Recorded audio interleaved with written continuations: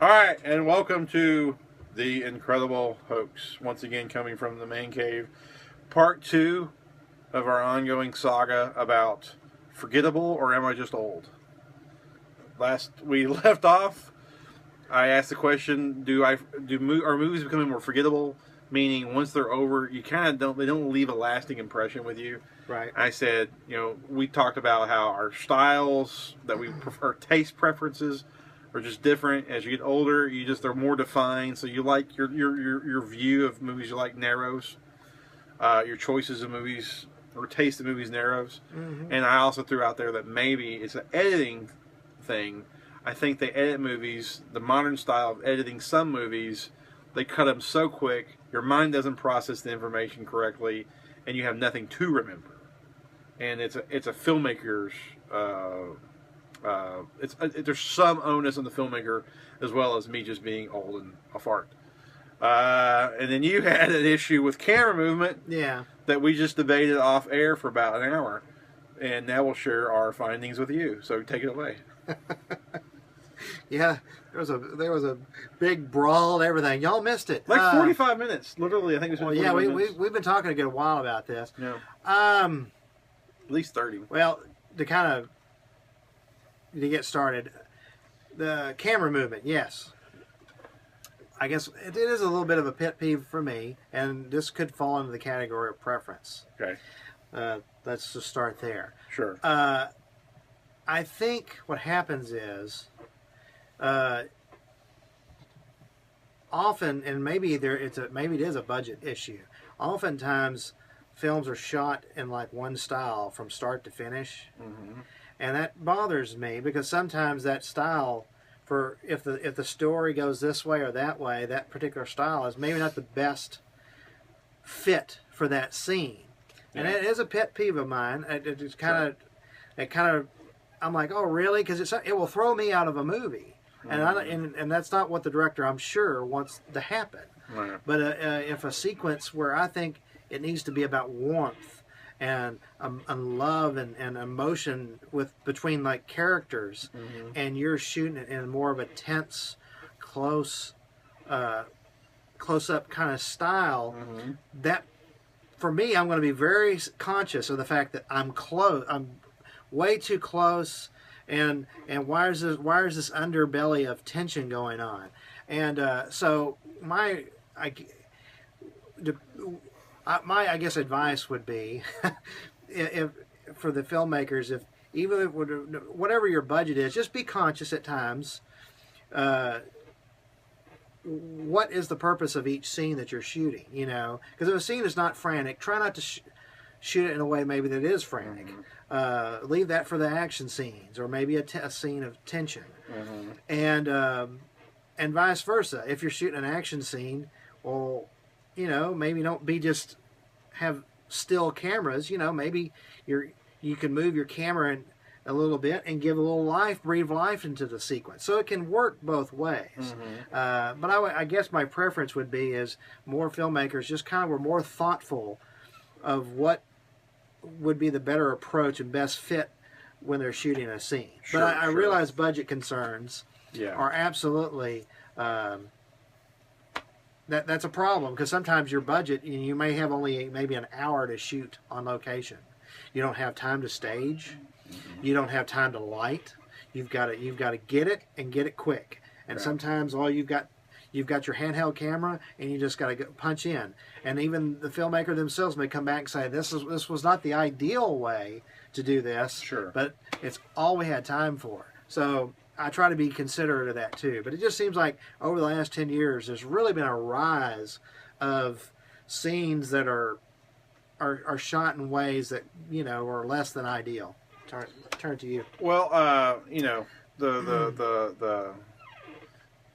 we'll go back to your analogy or your example of Purge Anarchy. Okay. He used the Purge Anarchy example to describe and put color and a face to what he's talking about. Okay. And you mentioned that the Purge Anarchy scene. If you haven't seen the movie, go check it out. It's a decent movie. It's actually, I gave it 3 stars. You gave it 2.5. 2.5. So we pretty much agree on it. I consider that pretty much almost the same grade. Yeah, it's close. It's close. So anyway, there's a scene early on. A family, it's before the purge starts. They're in their apartment. They're getting ready for it. They're talking.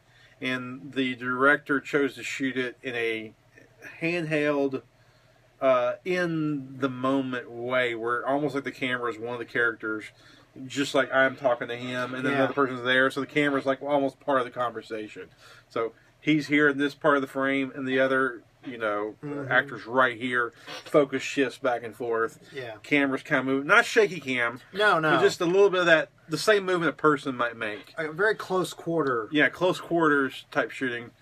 So, and he didn't care for that at all. No. He thought it was the wrong choice. He thought it added elements of tension that didn't belong. It wasn't the best choice. What did I say wrong? Yeah, Anyway, we're trying to avoid that word. So he didn't agree with that choice, and I was like, "Well, there's nothing wrong with that. I think there's nothing wrong with that choice at all." And that's what led to the 45-minute argument. We actually might just go ahead and air that episode. Well, and we actually had to redo that episode to this one because it went on for like 20 minutes of arguing. Well, unfortunately, we spent, I think, 90% of the time trying to get on the same page. So I think we should spare you guys that. But the basic point is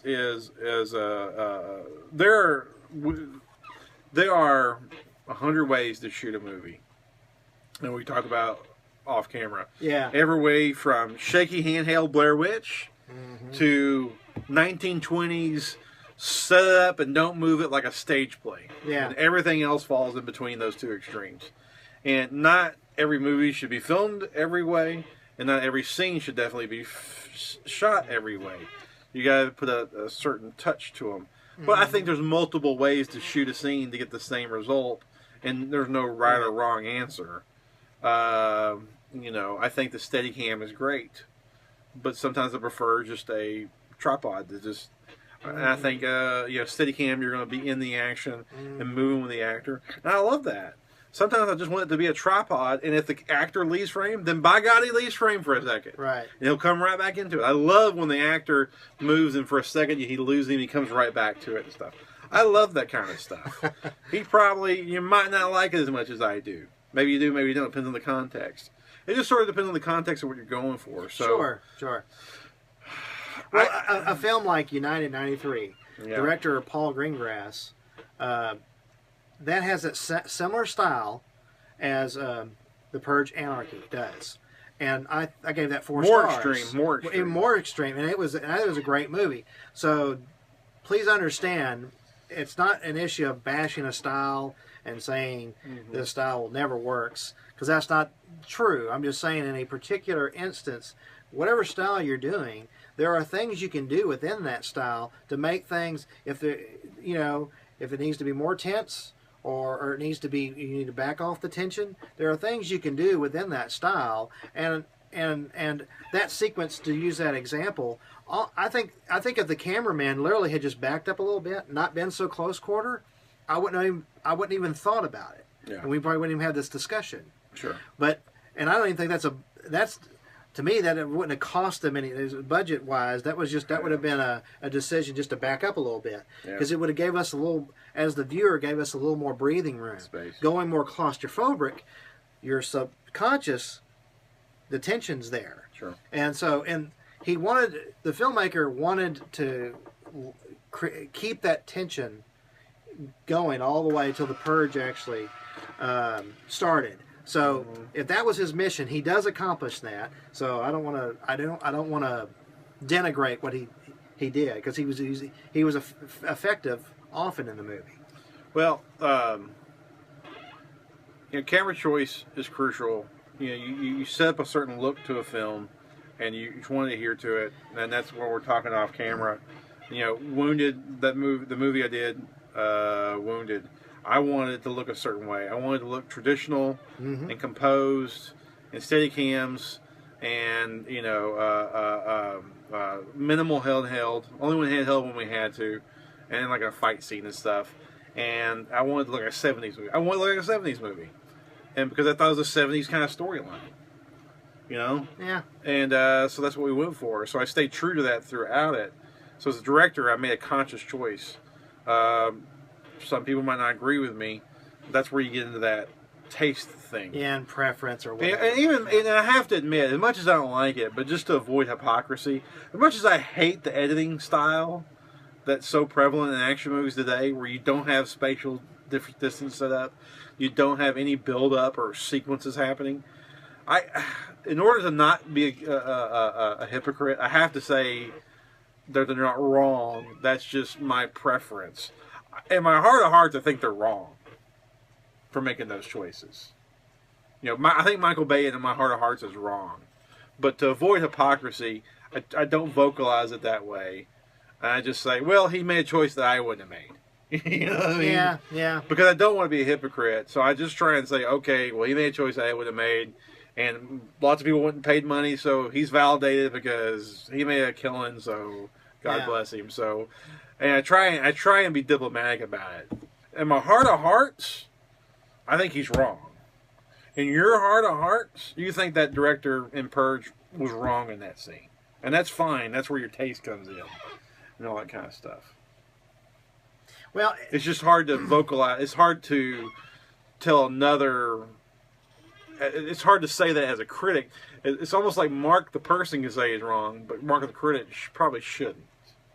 So me, the person, can say he's wrong, but me, the fellow filmmaker, probably shouldn't, because it is a taste. Does that make sense? Well, I hear it. To me... Just because I don't want to be a hypocrite. That's the only reason I say that. To me, this was off camera again, but one of the things I was saying was, we're both, we got strong opinions. Right. So often I'll just come out, but that's just that's our kind of our style. Right, and people will hear us talk, they think, oh, good Lord, they're ticked off at one another. No. But that's just how we're very impassioned people. Yeah. And so this debate certainly has been a lively one.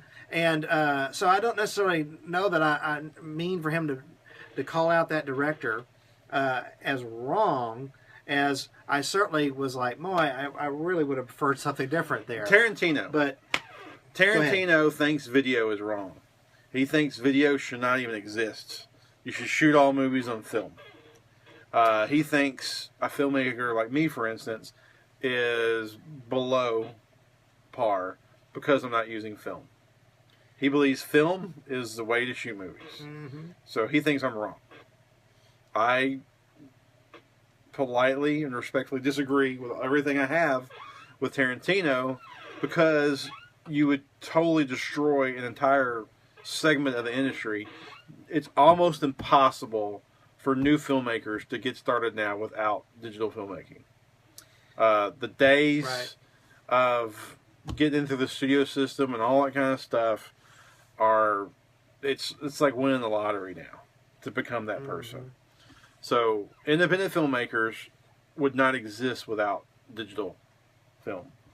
So Tarantino thinks I'm wrong for being a digital filmmaker. I respectfully disagree. And that's his privilege to have that opinion and that taste. Because he is a taste. It's an aesthetic choice. He thinks it looks bad. He thinks it looks cheap.